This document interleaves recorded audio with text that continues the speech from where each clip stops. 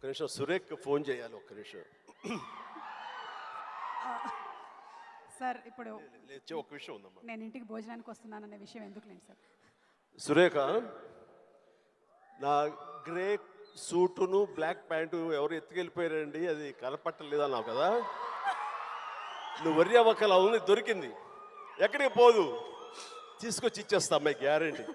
మన సొమ్మాయి ఎప్పుడు ఇంటికి వచ్చిందో, ఎప్పుడు చేతికి పనివాటం కల్పించిందో కానీ ఇచ్చేస్తా. సార్ మీరే పెద్ద మనసుతో ఇచ్చేస్తూ ఉంటారు, సూట్లు మేము వేసుకొని తిరుగుతూ ఉంటాం. చాలా కాస్ట్లీ అమ్మా.